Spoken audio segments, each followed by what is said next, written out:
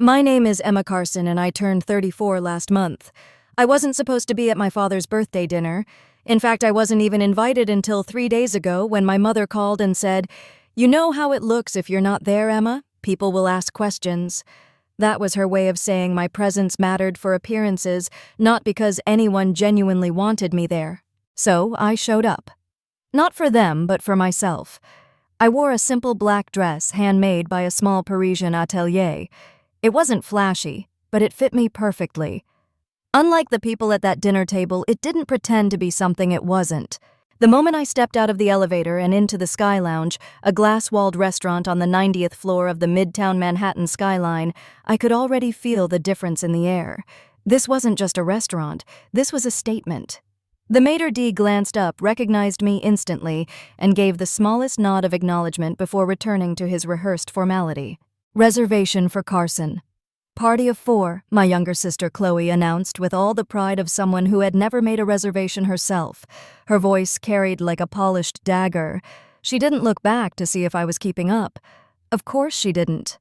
As we walked across the marble floor, I saw the familiar glances from the staff professional but knowing. One server subtly tipped his head. Another quickly turned away after spotting me. I knew them all. But to my family, they were invisible. Just the help. We were seated at a prime table by the window, the city stretching out beneath us like a jewel box. My parents took their seats without acknowledgement. My mother, Helen, adjusted her pearl necklace and gave a practiced smile. My father, Richard, immediately reached for the wine list, his brow furrowed in anticipation of criticizing the prices. Chloe looked me up and down and offered a sugary sneer. "Surprised you didn't wear one of your clearance rack specials, Emma? Did Goodwill have a sale?" I smiled softly, refusing to bite. "Some of us have different priorities than designer labels." "Right?" she said, brushing invisible lint off her $1,000 blazer. "Like paying rent on that shoebox you call an apartment." Before I could respond, my mother gave us both a stern look. "Girls, please, it's your father's birthday. Can we not do this tonight?" I didn't reply. I simply sat back and let the moment pass. This kind of dynamic wasn't new. It was a routine one I had learned to navigate with surgical detachment. My role was to show up, smile, and remain conveniently forgettable unless they needed me for something. A financial favor, perhaps. An emergency contact. Never love, never pride. As my father muttered something about highway robbery over the wine prices, I caught the eye of the sommelier. He gave the faintest of nods, then disappeared quietly. Chloe leaned over her menu with theatrical flair. "Maybe just get an appetizer, Emma. You know, something budget-friendly." I could have replied. I could have reminded her that I could afford the whole damn restaurant if I wanted to. But that moment hadn't come yet. Instead, I let her think I was still the same Emma they dismissed. The invisible one, the disappointment, the daughter who chose passion over profit, independence over image. Let them play their little game. Dinner was just getting started. The waiter returned with a silver tray and a menu printed on embossed cardstock. Chloe didn't even look up as she ordered, confidently mispronouncing half the French items like she owned the place. She didn't. Not that she knew that yet. "I'll have the foie gras and the duck confit," she said with a toss of her platinum blonde hair. "Medium rare. Oh, and the Chateau Margaux. Daddy loves that one, right?" My father grunted in approval without looking up. He was already frowning at the menu like it had personally offended him. "These prices are criminal. Back in my day, you could get a steak and a bottle of wine for $30. In your day, people also thought cell phones were a fad," I murmured. My mother glanced at me sharply. "Emma, please, let's keep things civil." I nodded, giving her the faintest of smiles, of course. They didn't ask me what I wanted. The waiter turned to me professionally poised, but I held up a hand. "I'll wait for the sommelier." Chloe rolled her eyes. "You always do this, so dramatic." "Do what exactly?" "Speak with basic courtesy to the staff order, without sounding like an entitled brat." But I let it go. I'd gotten good at letting things go. As the wine arrived, Chloe lifted her glass and smiled brightly. "To Dad, happy 63rd. Still the most handsome man in any boardroom." My father chuckled. "Flattery gets you a trust fund." Everyone laughed except me. I just sipped my water, smiling politely. That was the moment my mother turned to me and tilted her head slightly. "And how's your restaurant job going, sweetheart?" It wasn't the question itself. It was the tone, that careful condescension wrapped in maternal concern. I'd been hearing it for years. "It's going well," I said evenly. Still managing that place downtown? Chloe chimed in, her voice syrupy sweet, the one with the mismatched chairs and the exposed pipes. I gave a slight shrug. Actually, I've moved on from there. Oh, my mother perked up. To something more stable, I hope. Something like that. That was all I gave them. I knew how they operated, gather intel, weaponize it later. I had learned long ago that the less they knew, the less they could use. Chloe turned back to her wine. You really should consider getting into finance, Emma. It's not too late, you know. I mean, you already wasted that MBA. I smiled. Wasted, that's one way to put it. She didn't catch the edge in my voice. Or maybe she did and just didn't care. They saw me as the one who didn't belong. The square peg. The artistic one. The disappointment. Chloe worked in private equity, and they paraded her around like the family trophy. Meanwhile, I was the one who got left off Christmas cards forgotten in family group texts and mentioned with an awkward pause at fundraisers. I glanced at my reflection in the window. The glittering skyline of Manhattan stretched behind me. My face was calm, unreadable, but inside the storm had been building for years. And now they were sitting in the eye of it, smiling, sipping wine, and completely unaware. A server approached with a soft smile. "Excuse me, Miss Carson. The sommelier is ready to assist you with the pairing." "Thank you," I said, rising from my seat. I didn't miss the way Chloe blinked at the Ms. Carson part, like it sounded a little too formal for someone she believed couldn't afford her own rent. As I walked across the restaurant toward the wine cellar, the staff parted with subtle nods. The hostess offered me a small bow. The executive chef peeked out from the kitchen and grinned. They knew. And soon so would everyone else at that table. Let them drink their wine and bask in their illusions. I wasn't here to shatter them just yet. But the cracks had started to show. When I was 24, I applied to Wharton's MBA program behind my father's back. He'd always told me that business school was for people who couldn't figure it out in the real world, and I had grown up swallowing that belief until I realized he meant only if you weren't doing finance. The day I got my acceptance letter, I remember shaking not from nerves but from excitement. I wanted to show it to him right away. For once, I thought he'd look at me the way he looked at Chloe, proud, impressed, maybe even surprised. Instead, he laughed. "Restaurant management?" "What a waste of a degree," he scoffed. "You'll be flipping pancakes by the time you're 30. My mother stood beside him, silent as always. Chloe, of course, chimed in with her usual smugness.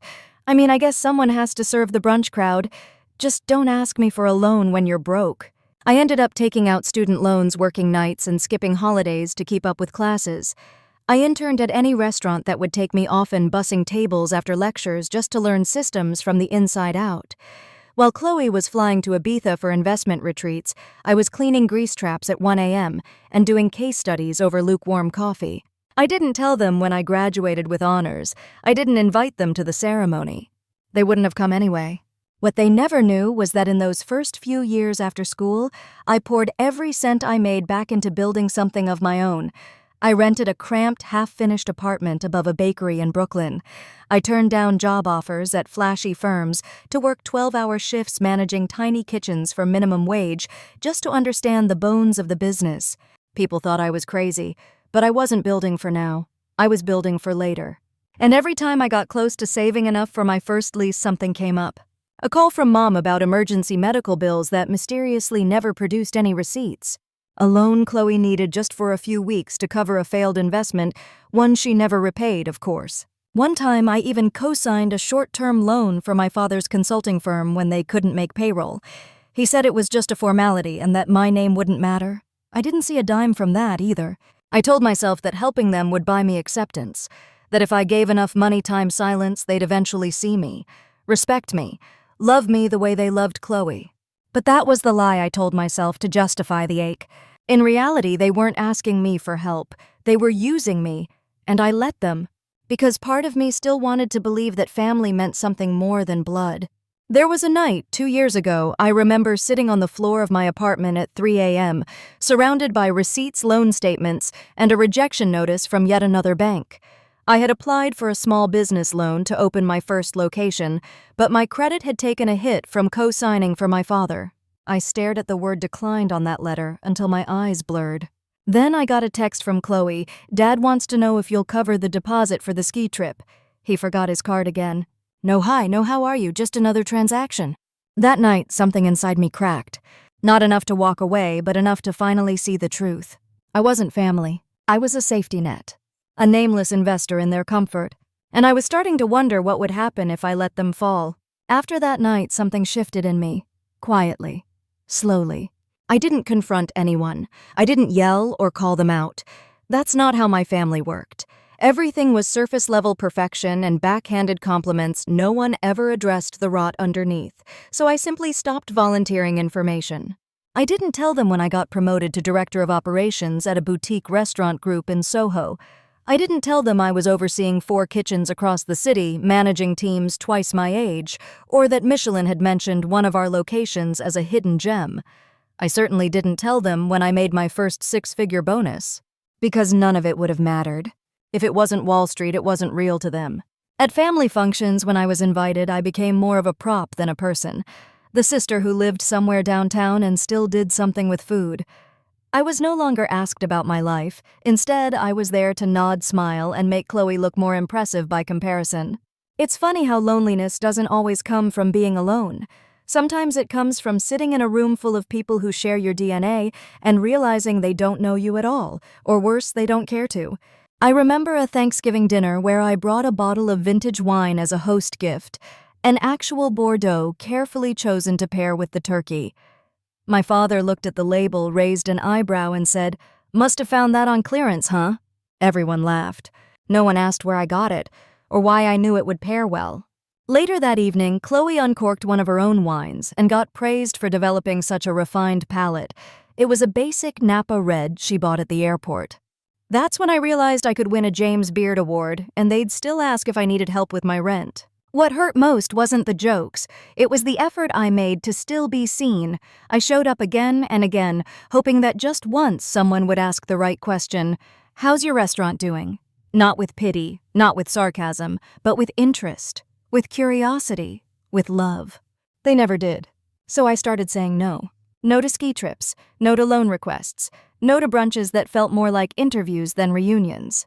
And yet, despite creating that distance, I still carried the guilt. Because that's what they're good at, making you feel selfish for setting boundaries they never respected in the first place. I began spending more time with my staff, with my chefs, my managers, even the dishwasher named Luis, who made the best empanadas in the city. They became my community, my chosen family. Luis asked about my day more than my own mother did. It wasn't glamorous, but it was honest. And in that honesty, I found something I hadn't felt in years: value. Not performance, not comparison, just quiet earned respect. At night, I'd walk through the closed dining rooms, running my fingers along polished wood and linen napkins, imagining the empire I could build if I just stopped giving my energy to people who never clapped when I won. I wasn't bitter. I was becoming awake.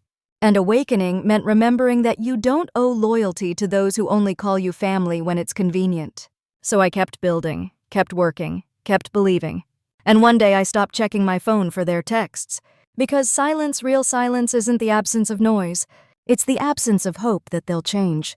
The breaking point didn't come with a scream. It came with an envelope. 16 months ago, I received a formal letter from a private lending firm, one I'd never contacted. At first, I thought it was junk mail. But when I opened it and saw my full legal name, my stomach dropped.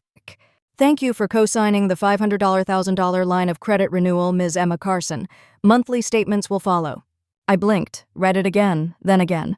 $500,000. My phone was in my hand before I realized it. I called the number on the letter, was transferred twice, then finally got someone on the line who confirmed politely that the loan had already been signed and approved with all required documentation, including a forged digital signature. I knew immediately who it was. Not Chloe. She never bothered with details. My father. He had access to an old scanned copy of my signature from years ago when I co-signed one of his bridge loans during a cash flow crunch. Back when I still believed helping him meant earning love. Back when I still called him dad without bitterness, clinging to the edges. I didn't confront him right away. I needed time to sit with the weight of it, the audacity, the certainty he must have felt that I wouldn't fight back. And honestly, he wasn't wrong. I didn't file a fraud report. I didn't call the bank. I didn't hire a lawyer.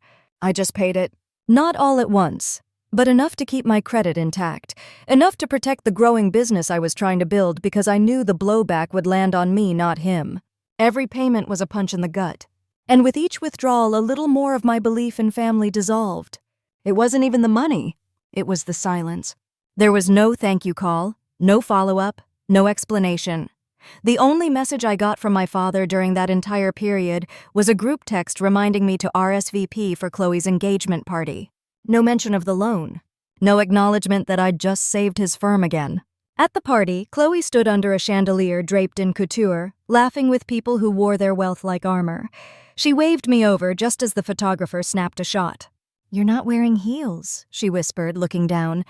"You know we're not doing the whole poor but principled thing tonight, right?" I laughed, not because it was funny, but because it was so perfectly on brand, her brand, and mine. I was the silent investor in their delusions, the invisible backbone of their pretend empire. Later that night, after everyone toasted to her future with a man I knew would cheat on her within a year, I sat on the balcony staring out over the skyline. My phone buzzed with another payment confirmation. $466.7 due again next month. I was funding their lifestyle while they mocked mine. Supporting their image while they diminished mine. And for what? There wasn't even a seat for me at the head table. That was the moment I decided never again. I wouldn't stop helping people, but I would stop helping them. Because love doesn't require silence. Respect doesn't come from shared blood. And loyalty without boundaries isn't noble. It's self-destruction. I remember the exact moment I stopped waiting for an apology. It was during a Sunday brunch, one of those obligatory family things where everyone smiled too wide and drank mimosas like they were drinking honesty. We were seated at a rooftop cafe Chloe had suggested. She walked in wearing sunglasses worth more than my monthly payroll, kissed my mother on both cheeks, then slid into the seat next to my father like she was royalty. I came alone in jeans and a white blouse, hair in a low bun. Simple, presentable, neutral. My mother frowned almost immediately. "You could have put in a little more effort, Emma." I just nodded and unfolded my napkin. They spent the first 20 minutes talking about Chloe's fiancé, Logan, his career, his jawline, how lucky she was. Nobody asked me a single thing, not about work life or even whether I'd met someone. Then halfway through her eggs, Benedict Chloe turned to me and said, "You know, if you ever want a more stable career, Logan's firm is hiring admin staff. Nothing glamorous, but at least you'd have benefits." She said it with a smile. That kind of smile you give to someone you think you're saving. I took a sip of coffee and looked directly at her. "Thanks, but I offer benefits to my employees." She blinked. "What?" I didn't elaborate. My mother was already changing the subject, talking about some foundation gala, asking if I could help out with food, as in cater it for free. I said I'd check my schedule. I knew I wouldn't. I had stopped giving away my labor, along with my silence. That brunch ended like they always did, with half hugs, fake compliments, and a sense of disconnection so thick I could have cut it with a butter knife. Back home, I stood in my kitchen staring at the fridge. On it, there was a photo from 6 years ago, me standing in front of the first kitchen I managed. I looked younger, yes, but more than that, I looked hopeful. I didn't recognize that version of me anymore. She still believed she could earn love. She thought if she kept showing up, kept giving more, they'd eventually see her value. But I had learned slowly, painfully, that some people only love what they can use. And when you stop being useful, they stop pretending to care. That realization didn't crush me like I thought it would. In fact, it was freeing. Because once I accepted that their love had conditions, I could finally stop trying to meet them. I didn't need their approval. I didn't need their invitations. I didn't need their table. I had been building my own. One reservation, one payroll cycle, one impossible decision at a time. And the irony, the very values they mocked, my simplicity, my independence, my refusal to show off, were the ones keeping my empire grounded. They wore designer, but I paid designers. They drank wine, but I negotiated the imports. They dined in luxury, never knowing the woman paying the bills was the one they were mocking. And that was fine, because soon they'd find out the truth. But not in a speech, not in a fight, not in some explosive family drama. No, I would do what I always did, show up quietly dressed in grace and let the facts speak for themselves. The next time they looked down on me, they'd realize they were standing in a room I built. And I'd be right there watching them try to adjust their crowns. Not out of malice, but because I had finally stopped trying to wear one. 6 weeks before my father's birthday dinner, something incredible happened. We closed a deal with one of the largest hospitality investment groups in Europe. They didn't buy us, they wanted to, but instead agreed to partner with Carson Dining Group to open 6 new concept restaurants across 3 continents: London, Tokyo, Sao Paulo. It was the kind of deal that got industry headlines, the kind that had Michelin inspectors calling and Forbes drafting profile pitches. I signed the paperwork in a quiet boardroom on the Upper West Side, surrounded by lawyers and champagne flutes, and for once, I allowed myself to feel it not just pride, but hope. Maybe this would be the thing that finally turned the tide with my family. I could already imagine the conversation, my father's nod of approval, my mother's rare smile, Chloe's silence, which would be better than her usual sarcasm. After everything, after years of being the invisible daughter, I'd show them something undeniable, something so big, even they couldn't ignore it. That night, I sat in my penthouse apartment, a space I barely furnished, not out of modesty, but because I rarely stayed in one place long enough, and opened a blank email draft to my parents. Subject line: thought you might want to see this. I attached the press release, the official one with my name in bold, and the photo of me shaking hands with the CEO. Then I deleted it, rewrote it, deleted it again. Eventually, I sent nothing. Because some part of me already knew they wouldn't read it, or worse, they would and still find a way to dismiss it. But I did something else. When my mother called to say they'd booked a reservation at that glass box restaurant in Midtown for Dad's birthday, I volunteered to join. It stunned her into silence. Then, well, of course, darling, that would be lovely. She didn't know the irony. Didn't know that Sky Lounge, their latest showy pick, had recently come under my ownership, along with the entire chain. I hadn't announced it, I didn't need to. I preferred moments like this to unfold naturally. The plan wasn't revenge, it wasn't performance. It was something quieter and far more satisfying. I wanted them to see me, not because I demanded it, but because they accidentally stumbled into my world and realized it was mine. In the weeks leading up to the dinner, I made sure every detail would be impeccable. The staff was briefed but instructed not to treat me any differently than any other VIP, except for one rule: when they spoke to me, they would address me by name. Nothing else? No winks? No over-the-top greetings? Just subtle, respectful acknowledgement. I didn't need to humiliate anyone. I just wanted the truth to land naturally without me lifting a single finger. And if it didn't? If they walked through that entire evening still thinking I was beneath them, that was fine too. Because by that point, I would have confirmation one way or another of who they really were, and whether or not there was any part of them left that could be salvaged. I remember getting ready that night with a strange calmness. No butterflies, no second guessing. Just a quiet certainty that something had shifted inside me. I wasn't hoping to be accepted anymore. I was preparing to stop pretending I needed to be. I chose a dress that was simple, elegant, and deliberately unremarkable. No designer labels, no bold colors. Just a classic silhouette that moved with me, not against me. I wanted to look like me, not who they thought I should be, and not someone trying to impress them. As I stepped into the private elevator at Sky Lounge, I took one last look at the city skyline reflected in the steel doors, and I whispered to myself, let's begin. Because that night wasn't just a dinner, it was a reckoning. And they didn't even know it was coming. The maitre d' led us to our table with professional grace, but I saw it, the brief glance he gave me, the recognition in his eyes. He knew. They all did. My family didn't notice. They were too busy adjusting their coats and snapping photos of the skyline to post on Instagram with captions like #FamilyGoals and #Blessed. Chloe was already angling her wine glass for the best lighting. I took my seat last, letting them arrange themselves as they always did. My mother took the head, of course. My father to her right, Chloe to her left. That left me across from Chloe, right next to the panoramic window. You know, Chloe said as she sat, this place is usually booked out months in advance. I had to pull some strings to get this reservation. I said nothing. My mother turned to the maitre d' and asked, who do we thank for squeezing us in? I'm sure it wasn't easy. He smiled politely. We do our best for returning guests, ma'am. Returning guests. The phrase made Chloe wrinkle her nose. I doubt Emma's ever even been here before she muttered loud enough for the table to hear. She's more of a take-out and tap water kind of girl. I folded my hands in my lap and looked out over the skyline. Let them have their moment. I didn't need to answer every insult. Silence, I'd learned, was a scalpel far sharper than sarcasm.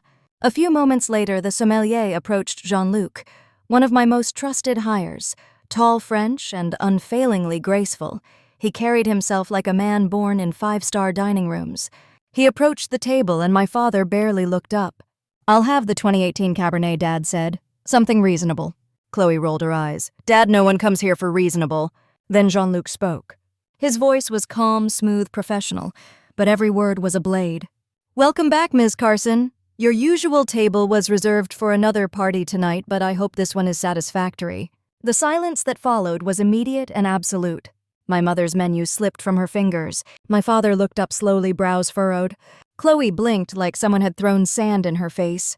What she said. Jean-Luc turned his attention to me with a knowing smile. Your usual wine, Ms. Carson. The 1982 Bordeaux. I smiled back, just the faintest curve of my lips. Yes, please. That would be perfect. My father choked on his complimentary water. That bottle costs more than my monthly golf dues, he sputtered. I turned to him, calm as ever. Yes, but it pairs beautifully with the chef's sea bass special. Jean-Luc gave a nod and stepped away, already in motion to retrieve the bottle. The moment he left the table descended into stunned silence. The kind of silence that doesn't come from confusion but from realization. Chloe leaned forward, blinking hard. What the hell is going on? I took a slow sip of my water. Oh, didn't I mention I bought Sky Lounge 6 months ago? My mother's hand shot up to her chest. You own this place? Not just this place, I replied, keeping my voice light. The entire Carson dining group. 32 restaurants, 3 continents. But yes, this one's my favorite. My father's face went pale. My mother's lips parted, but no words came. Chloe looked like she'd been punched in the stomach. But you live in that tiny apartment, she whispered. I own the building, I said simply. You wear off-brand clothing. By choice. This dress was custom-made in Paris. No logos needed. I glanced around at the dining room. The staff continued moving like clockwork, efficient quiet, but glancing occasionally toward our table with faint curiosity. It was happening, the twist, the truth, but I didn't need to rub it in. I didn't need to gloat. That would have made me like them. Instead, I just smiled again, because sometimes the sharpest revenge is no revenge at all. Just facts. Delivered in full view over foie gras and Bordeaux, while the people who wrote you off realize they're sitting in your empire. And they paid full price to be there. The 1982 Bordeaux arrived moments later, presented with the same reverence as a sacred artifact. Jean-Luc uncorked it with a flourish, his eyes never breaking contact with mine. To Ms. Carson, he said, pouring precisely 2 fingers into my glass. As always, a pleasure. My father looked like he might faint. You're seriously drinking that? He asked. Do you even know what that bottle's worth? I swirled the glass gently, letting the scent rise before I answered. Yes, Dad. I know exactly what it's worth. He stared at me like I was speaking another language. Emma, my mother cut in, recovering just enough to lean into maternal panic mode. Why didn't you tell us any of this? We've been concerned about you. I let out a short, quiet laugh. Concerned, I repeated. You mean when you didn't return my calls for 6 months? Or when you used my name to take out a loan and never said a word? My father opened his mouth, but I raised a hand to stop him. Don't. Not tonight. The table went still again. Even Chloe, for once in her life, had nothing to say. She just stared at her untouched drink like it might provide an escape route. Across the room, Chef Michel appeared briefly from the kitchen and gave me a salute. I nodded back. The moment was lost on the others, but not on me. He knew who I was, who I had become. I took a slow sip of the Bordeaux. It was deep, elegant, aged to perfection, like justice served on crystal stemware. Then came the food, the tasting menu. Dish after dish, each more exquisite than the last. Lobster ravioli with saffron cream, truffle risotto layered with shaved black diamonds, citrus-cured salmon resting on chilled cucumber foam. Chloe barely touched hers. My father pretended to focus on the flavors, but I could see his eyes scanning the room as if trying to make sense of his new reality. It was Chloe who finally broke. This doesn't make any sense, she said, her voice sharper than before. You've never had a real job. You always acted like money didn't matter, and now you're sitting here acting like you're what, some kind of mogul. I turned to her, my face calm. No, Chloe, I'm not acting. She blinked rapidly. You live in a shoebox? I live in a penthouse, I corrected. I just don't invite you over. Her jaw tightened. But you never said anything. I didn't need to. That's what none of them understood. I had spent my entire life trying to be heard, trying to be acknowledged. And when I stopped shouting, when I let silence speak, they finally started listening. It wasn't revenge. It was reality revealed at just the right temperature. My mother leaned in desperate now. Darling, why keep all this from us? I looked at her for a long moment. Because I wanted to see who you were when you thought I had nothing." The silence that followed was unlike anything I'd heard from them before. Not annoyance, not boredom, not even disdain. Just stunned comprehension. They were finally beginning to understand that the girl they ignored, belittled, dismissed, had built something they couldn't touch. And now they were sitting inside it. I picked up my knife and fork, slicing delicately into a perfectly seared scallop. "By the way," I said casually, "the Tokyo location opens next spring. We're already booked out for 3 months." My father's head snapped toward me. "Tokyo." "Mm-hmm." I nodded. "And we just finalized a long-term lease in Paris. You remember that place you and Mom couldn't get a reservation at during your anniversary trip?" My mother blinked. "That was you?" I smiled. We comped the meal. I figured it would be easier than explaining the truth back then. Chloe looked like she might cry. And for the first time in my life, I didn't feel bad about it. Not because I wanted her to hurt, but because I finally stopped letting their comfort come at the cost of my dignity. They wanted a daughter who stayed quiet. They got a woman who didn't need their approval anymore. And I hadn't even served dessert yet. Dessert hadn't even been served yet, but the table felt like a battlefield. My father had gone quiet, too quiet. Not the kind of silence that meant he was calm, but the kind where you could see the calculations behind his eyes. I knew that look. He wasn't trying to understand me. He was trying to figure out how he could use this. That's when I realized he still didn't see me. Not really. Even now, sitting inside the restaurant, I owned drinking the wine I personally selected for the cellar and eating food prepared by a chef who sent me holiday cards. He still thought I was lucky. My mother shifted in her seat, fingers nervously folding her napkin into small, tight squares. "You know, Emma," she said slowly with all this success, "maybe we could have a real conversation soon, as a family." Chloe jumped on the opening. "Yes, maybe a joint investment. You know something fun. We could collaborate, leverage our networks." I actually laughed. It wasn't bitter, just tired. "Let me guess," I said. "You'd like to launch a brand together. Something with my restaurants and your lifestyle aesthetic." Chloe nodded eagerly, completely missing the irony. My father chimed in, his voice smooth now. "Strategic." "Emma, we've always believed in your potential. Maybe it's time we brought you into the family trust structure. We could offer you—" I cut him off. "No." He blinked. "No to what?" "No to all of it." I set down my fork. "There won't be a joint venture. There won't be a trust transfer. And there definitely won't be any more silent bailouts." Their faces froze as if I'd flipped the table. My mother narrowed her eyes. "Are you saying you don't want to help your own family?" I met her gaze directly. "No. I'm saying I won't let my love be measured by how much money I provide." My voice was low, steady. "For years you made me believe that giving was the only way I could matter. I paid deposits, covered bills, co-signed loans, and not once did any of you ask what it was costing me, not financially but emotionally." Chloe tried to interrupt, but I raised a hand. "I'm not angry," I said. "I'm just done." The words sat on the table like a final course no one ordered. At that moment, Jean-Luc returned with a silver dessert cart, rolling it beside me like it was a chariot. "Chef Michel prepared your usual," he said with a nod. "Warm citrus soufflé with ginger crème anglaise. Would you like it plated?"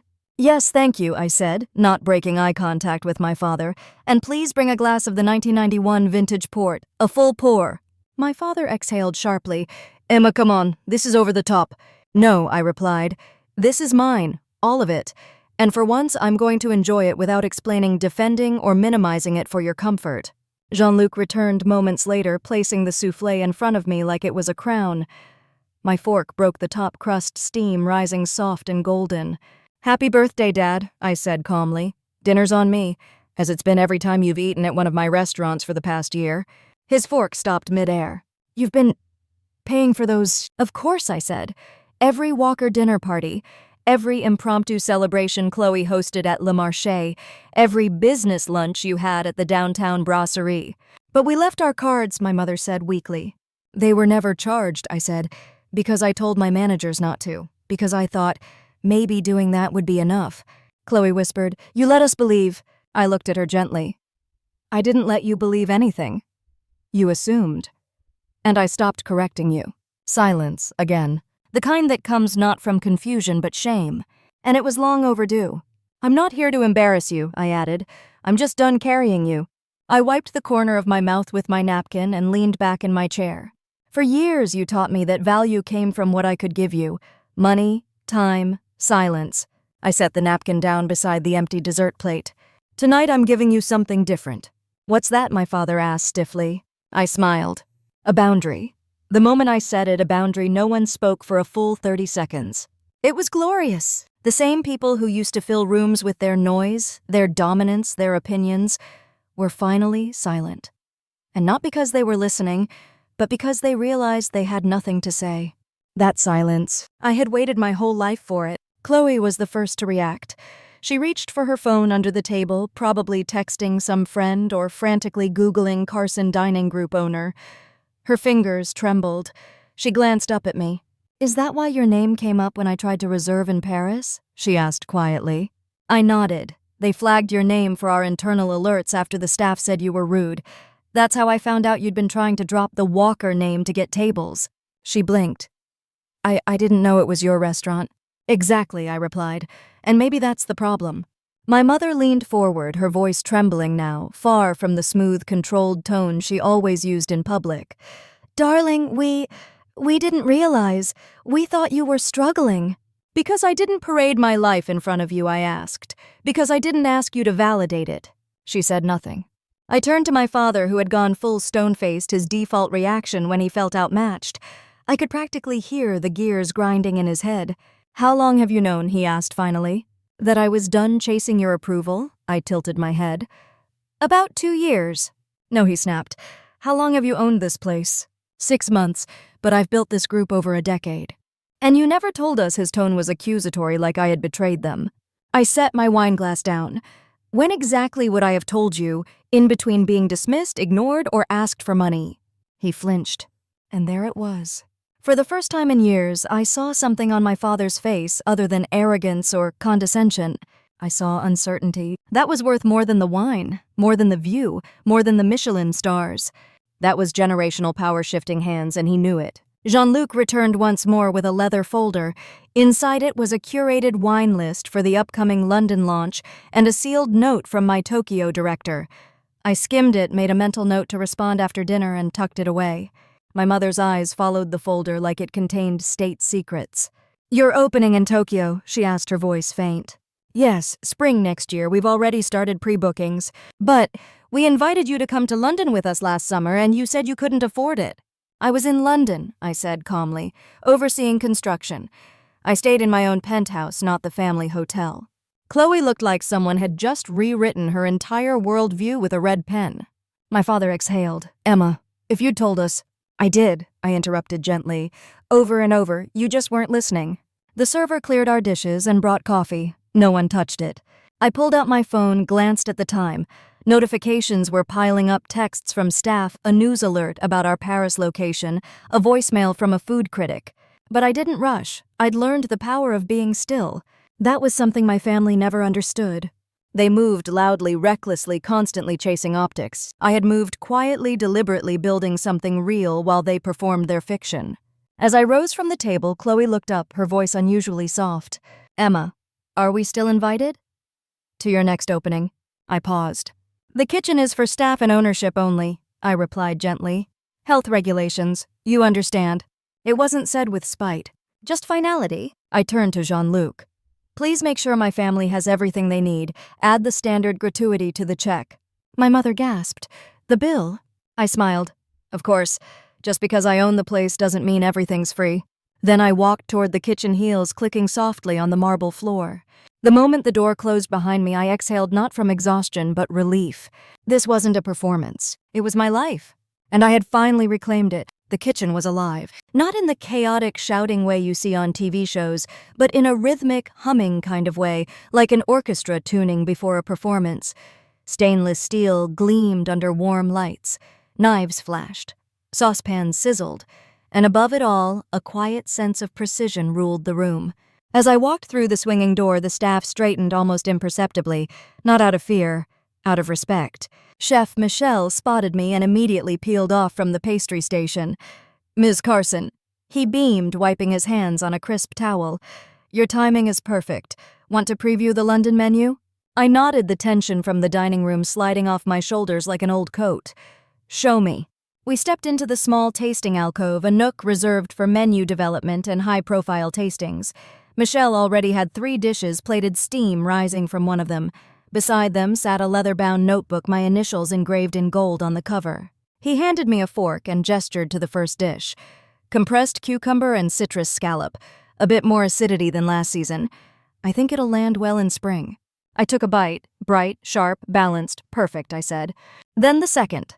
A roasted duck breast with spiced cherry glaze. And finally, the last, a delicate yuzu panna cotta sitting on a fragile sponge of pistachio. Each bite reminded me who I was outside of my family's shadow. This was my world. Not the dining room where I was made to feel small, but here where every decision, every flavor, every dollar had passed through my hands. I built this without a safety net, without shortcuts, without applause. Michelle looked at me, his voice quieter now. Everything okay out there? I gave a small smile. Better than okay. They found out. He raised an eyebrow. The way you wanted them to? No fireworks, I said. Just silence, the kind that lingers. He nodded slowly. That's the best kind. I glanced around the kitchen, the sous chefs at their stations, the pastry team assembling sugar domes, the som clearing a delivery log. This wasn't just a business. It was a living system I had cultivated like a garden. And while my family had been busy pruning their image, I had been planting roots. What do you think of moving the foie gras to the second course? Michelle asked, snapping me back. Do it, I said. And tell Jean-Luc to rotate in the 2011 Syrah for pairing. Let's keep the older vintages for Tokyo. He grinned. Already ahead of you. And just like that, I was back in flow. Back where I belonged. It hit me then how long I had let myself shrink to fit into rooms I had long outgrown. How many dinners I had endured hoping someone would say, "We see you," when in fact, the people who truly saw me had been right here all along, my team, my staff, my chosen family. I wasn't the lesser daughter or the quiet sister or the odd one out. I was the architect of an empire.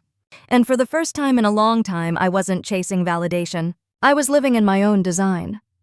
After the menu review, I returned to my office upstairs, a glass-walled perch overlooking the skyline tucked away just above the kitchen. It wasn't extravagant. A reclaimed wood desk, a long row of handwritten notes and photos of every restaurant I'd opened, blueprints rolled in one corner, an espresso machine humming quietly by the wall. But it was mine. Every inch of it. I closed the door behind me and exhaled. Dinner downstairs had been a turning point, but not because it changed how my family saw me. It was a turning point because I no longer cared how they saw me.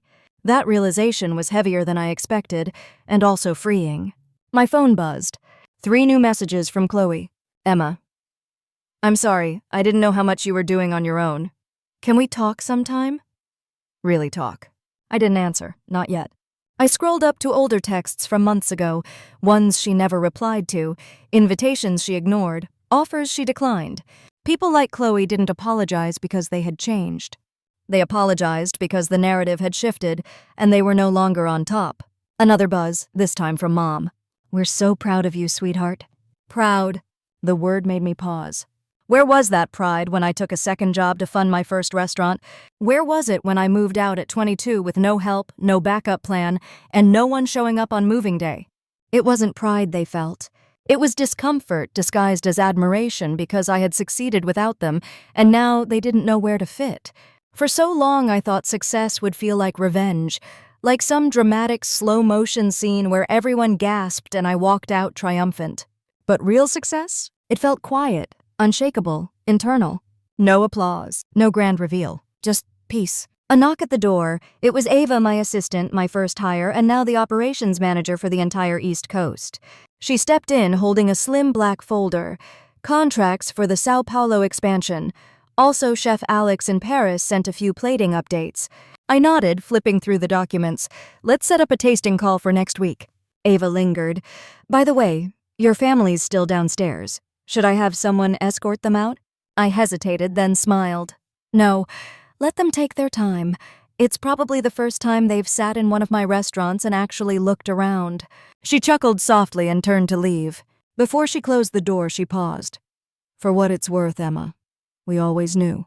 Knew what? That you weren't doing it for recognition. You were doing it to build something better, something real. I didn't respond immediately, just nodded. That meant more than any text from my mother ever could. When Ava left, I leaned back in my chair and looked at the city lights blinking across the skyline. It took me 34 years to stop defining myself by the family I was born into. But now finally I was living by something better. The family I chose, the life I designed, and the voice I no longer needed permission to use. That night when I finally got home, my real home, the penthouse I had renovated from scratch, I walked in without turning on the lights. I didn't need them. The soft glow from the city poured in through the floor-to-ceiling windows. I set my keys down on the marble counter, slipped off my shoes, and let the silence wrap around me. It wasn't the kind of silence that felt empty. It was the kind that felt earned. I wandered into the living room past the minimalist furniture and framed articles until I reached the shelf tucked into the far corner. It was the only part of the apartment that felt cluttered, full of old photos, handwritten notes, small relics of a girl who had once dreamed in secret. There was a worn-out notebook on the shelf, my first recipe journal from when I was 17. I pulled it down, dusted off the cover, and flipped through pages filled with crooked handwriting, misspelled ingredient names, and wide-eyed ambition. I paused on a page with the heading, "What I'll Do When I Make It." The list was laughably innocent. Make Mom proud. Let Dad retire early. Take Chloe to Paris. Pay for everything at family dinner. Finally get a hug that means something. I stared at the last line. That version of me really believed love could be earned if I just gave enough, proved enough, became enough. She thought there was a finish line. A day when they would finally say you did it, you're enough, we see you. But that day never came. Because it was never about my effort. It was about their capacity to see beyond their own reflection, and they simply didn't have it. That realization didn't come with tears. It came with a strange kind of stillness. I closed the journal and placed it back on the shelf. I wasn't that girl anymore. Not the girl who chased approval. Not the one who kept score in her head, who gave more and waited for someone to notice. I had become something different. Someone who no longer measured her value by what she could do for others, but by what she had built for herself. And the people who couldn't respect that, they didn't deserve front row seats to my life. My phone buzzed again. This time it was from my dad. "Can we talk?" I didn't respond. Instead, I walked out onto the terrace. The wind was cool but not harsh, and the city stretched out before me like a living map of everything I had earned. Restaurants I had opened, employees I had trained, teams I had led. Not a single inch of it came from family money. Not a single bit from a trust fund or inheritance or a favor. It came from long nights and missed holidays and faith in myself when no one else believed. And that meant something. That was my legacy. Not what I gave to my family, but what I created despite them. As I stood there watching the lights blink across Manhattan, I whispered to no one in particular, "I made it, not for you, not because of you, but in spite of you." And for the first time in my life, I felt free. The next morning, I woke up earlier than usual, not because of anxiety, not because of some looming deadline, just clarity. I brewed my coffee slowly, grinding the beans myself, letting the aroma fill the kitchen like ritual. No meetings, no noise, just space. I sat by the window barefoot, holding the warm mug between my palms, and let myself reflect not on what had happened last night, but on what came next. The truth was, something inside me had shifted permanently. Not just the way I saw my family, but the way I saw myself. For most of my life, I'd moved like someone trying not to disturb anyone, measuring every step, softening every edge, making myself smaller just to keep the peace. Even my success had followed that instinct. I didn't throw launch parties. I rarely gave interviews. I let other people speak for the empire I built because deep down, some part of me still feared being too much. Too ambitious, too proud, too visible. But now I realized staying small didn't protect me, it erased me. And I was done being erased. I opened my laptop and began drafting a company-wide letter, something I'd never done before. Not a press release, not a CEO memo, just a personal message. From me. To everyone at Carson Dining Group. Last night, something important happened, not in a restaurant, not in a meeting, but in me. For years, I've avoided talking about where we came from. I thought humility meant silence. But I understand now humility isn't shrinking, it's standing in truth. We didn't build this company to impress people. We built it to protect what matters. People. Integrity. Craft. We lead with quiet excellence, and that's our power. I want you all to know you are part of something real. Not because we're growing fast, not because the media is finally paying attention, but because we chose to build this without shortcuts. We paid people fairly when others cut corners. We sourced ethically when no one was watching. We gave back without branding it a PR campaign. That's our legacy. And I'm honored to build it with you. Emma. I hit send without overthinking. It wasn't for show. It was a declaration not to the world but to myself, a commitment. From now on, I would lead the way I lived with purpose, not performance. A few minutes later, replies started coming in line, cooks, hosts, managers. Short messages, some just a thank you, others long, thoughtful responses about what the company meant to them. And that's when I realized the love I'd spent my whole life chasing from people who never really saw me, I had already built it into the world around me. Every employee who felt safe, every customer who felt seen, every young woman who walked through our doors and thought, if she can do it, maybe I can too. That was the legacy worth protecting. Not family loyalty rooted in control, but leadership rooted in care. As I closed my laptop, a light breeze blew through the balcony doors. And in that quiet, ordinary morning, I felt whole. Not because they finally understood me, but because I no longer needed them to. A week later, I stood backstage at the Global Hospitality Summit in Chicago, adjusting the tiny mic clipped to my collar. It was surreal. 10 years ago, I couldn't even afford to attend this conference. Now I was the keynote speaker introduced as Emma Carson, founder and CEO of the Carson Dining Group, operating 32 award-winning restaurants across 3 continents. I used to imagine a moment like this would feel loud, triumphant, euphoric.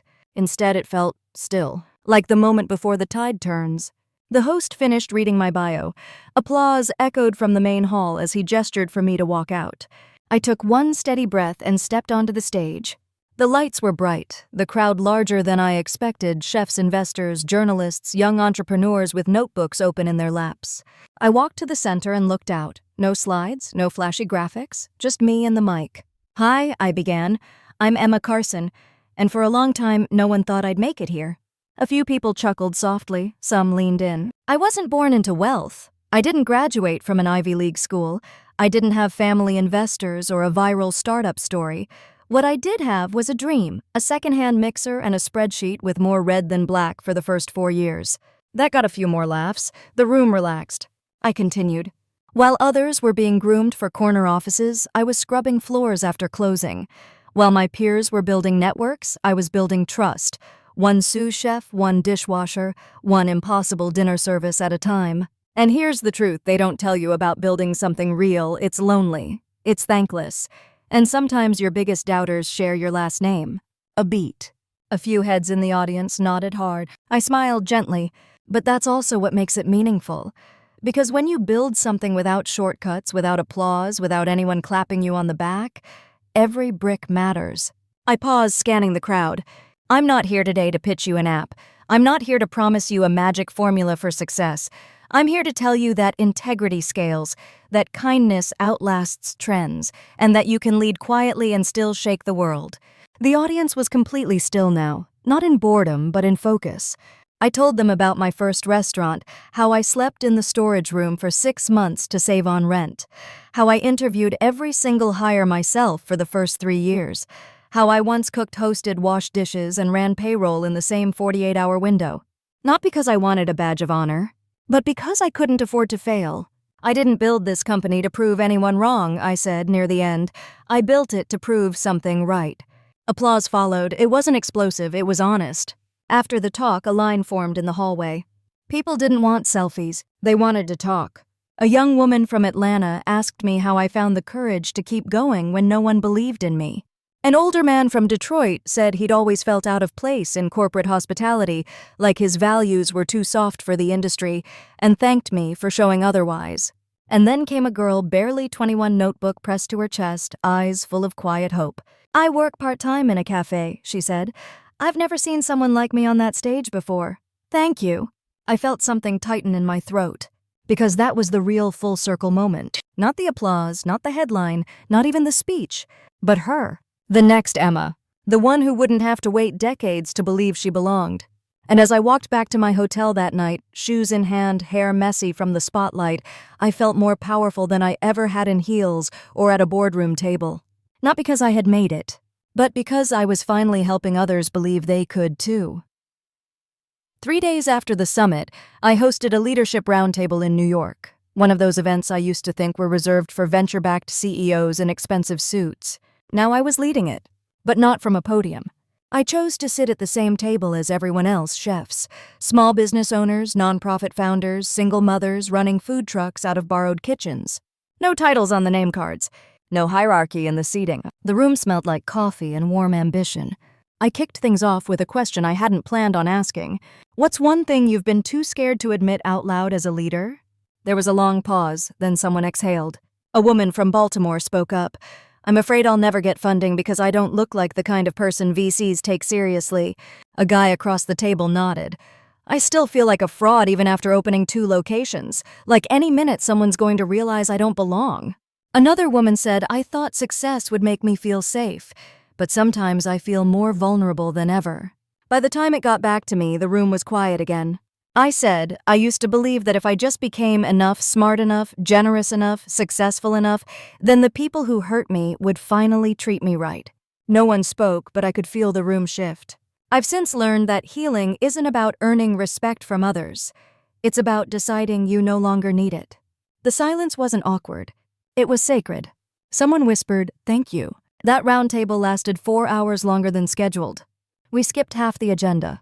No one cared. Because what we did instead was something more important than strategy. We built solidarity. Not with business cards or social media tags, but with truth. People swapped stories, shared mistakes, laughed at failures. One woman passed around a paper napkin with her pop-up bakery's logo drawn in Sharpie. Another asked if she could be someone's intern at 38. We were all different, but we were the same in the ways that mattered most. We had all been underestimated. We had all chosen to keep going anyway. And now we were choosing to lift each other up. After the event, I stayed back to clean up with a few of them. I didn't have to, but I wanted to. We folded chairs, packed extra pastries into to-go boxes. One of the founders hugged me and said, "You made space without making it about you. That's rare." That stuck with me. On the way home, I took the long route past one of my first restaurants. It had a soft glow in the windows, people eating laughing, clinking glasses.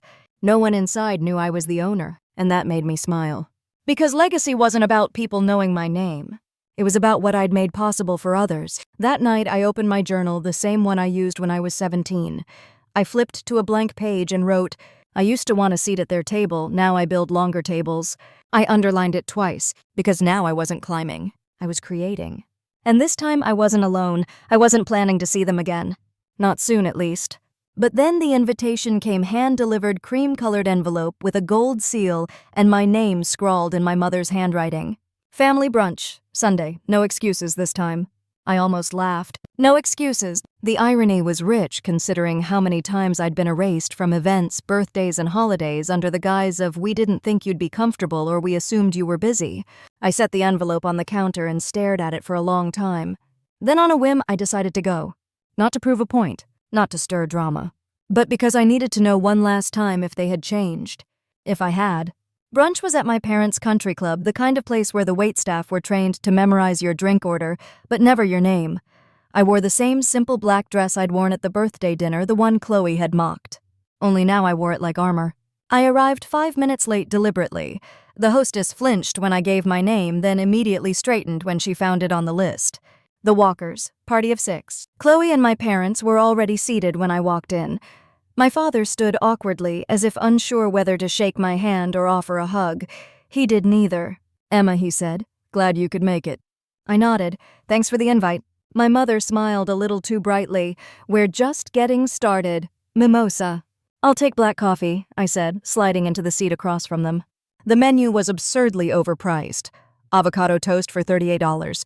A fruit plate listed with 5 adjectives, the kind of place that cared more about image than ingredients. Fitting. For the first 10 minutes, they tried small talk, Chloe's new marketing role, Dad's golf injury, Mom's book club that was really a wine-tasting circle. Then it came. So, my father began, we've been thinking. Maybe it's time we do a proper family investment, something public. The Carson name is rising. You mean Walker? I interrupted calmly. He blinked. Sorry. The name that's rising is Carson. My name. The one you asked me to drop years ago because it didn't sound strong enough. Silence. Then my mother tried. Emma, we're proud of you. Truly. We just think the world would respond well to a unified family presence. I'm not interested in marketing unity, I replied, especially when it doesn't exist privately. Chloe set down her fork. So this is how it's going to be now, you just cut us off. No, I said, looking her in the eye. I'm drawing a line. There's a difference. I thought we were moving forward, she added, a hint of hurt in her voice. You want access, I replied, not reconciliation. There's a difference there too. My father sighed. Emma, this bitterness doesn't suit you. I smiled. This isn't bitterness, it's boundaries. They just feel the same to people who are used to taking without asking. He leaned back in his chair, lips pressed thin. I looked at all of them. My mother with her forced smile, Chloe with her performative disappointment, my father already retreating into silence. And I realized something that felt both sad and strangely peaceful. They would never meet me where I was. They weren't capable. And that was no longer my burden to fix. When the bill came, I let them pay. Not to be petty, but because I was no longer in the business of carrying people who refused to walk. As we said our goodbyes, my mother hugged me briefly. We do love you, Emma. In our own way. I nodded. I know, but I've stopped trying to earn it. And that was the last time I stepped into their world on their terms. From that point on, I chose mine. 2 months later, I stood in the middle of a construction site in Lisbon, hard hat on clipboard in hand, ankle deep in gravel. It was loud, dusty. The smell of wet cement mixed with ocean breeze drifted through the unfinished archways. And yet I felt more at peace than I ever had in any of the luxury boardrooms or investor dinners I used to think marked arrival. Because this wasn't just another restaurant. It was the first of a new concept, an incubator kitchen designed to support immigrant women starting their culinary careers. No investors, no glossy PR rollout, just passion and purpose. This was the kind of work I had always wanted to do before I got caught up trying to prove I was worthy of a seat at a table that never saw me. Now I was building new tables entirely. Tables where no one had to earn their worth to be invited. As I walked the space with my project manager checking the placement of the prep line and tasting counters, I couldn't help but smile. The idea had come to me the night after the summit when a young woman from Morocco told me she had a dream of opening her own bakery but couldn't even afford a commercial oven, let alone a storefront. I went home that night and started sketching. Now here we were, plans becoming bricks, dreams turning into infrastructure. Later that afternoon, we sat down on upside-down crates for lunch with the construction team. I passed around fresh bread from a local vendor and watched as everyone, plumbers, electricians, designers, laughed together, their shirts streaked with sweat and drywall. One of them turned to me and asked, "So what's the name gonna be?" I looked at the carved wood sign sitting nearby, waiting to be installed. Root. Because everything that lasts starts from something deep hidden and often overlooked. Like people. Like purpose. Like me. I didn't say all that out loud. I just nodded, quietly proud. Root. I said feels right. A week after Root's floors were sealed and the first ovens installed, we opened the doors not to the public but to our inaugural class of chefs. 8 women, all immigrants, all survivors of some kind war, poverty, abandonment, and all of them carried the same thing in their eyes, fire. Not rage, not desperation, but the kind of hunger that comes from being overlooked for too long. I greeted each one personally as they walked in. Some brought notebooks. Others carried family recipes handwritten in faded ink. One woman clutched a faded photo of her grandmother kneading dough in a clay oven. "This is her recipe," she told me, tears forming. "It's never been on a menu before. I was told no one would want it." I smiled. Let's prove them wrong. That morning, we didn't talk about profits or margins or Instagram reels. We talked about food as memory, food as protest, food as healing. I showed them the shared pantry, the booking system, the tasting lab in the back. I introduced them to the on-site childcare, the financial literacy coach, the immigration lawyer we kept on retainer for any emergencies. They couldn't believe it. One whispered, "Is this real?" "Yes," I said simply, "because you are." That afternoon, we gathered in a circle with nothing but coffee and time. Each woman shared what she was most afraid of, then what she was most proud of. Then what she would name her restaurant if no one could say no.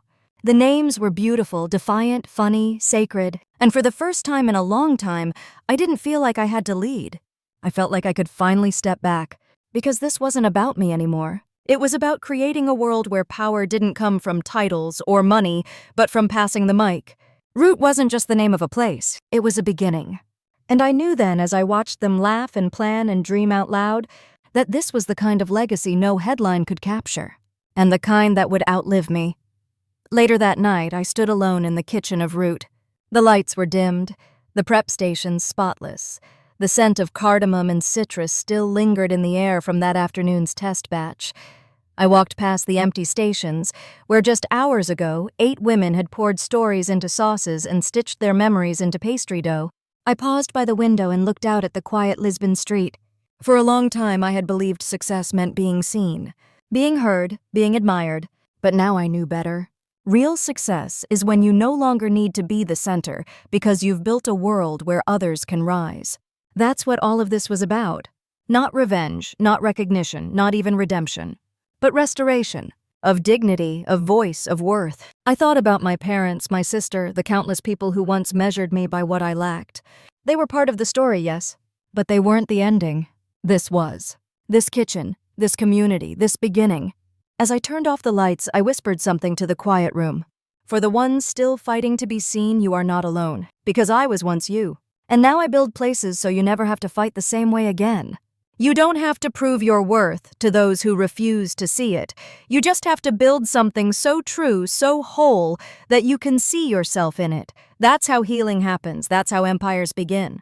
If this story resonated with you, don't just watch, remember. Remember the Emmas of the world. Support them, work with them, believe in them, or better yet, become one.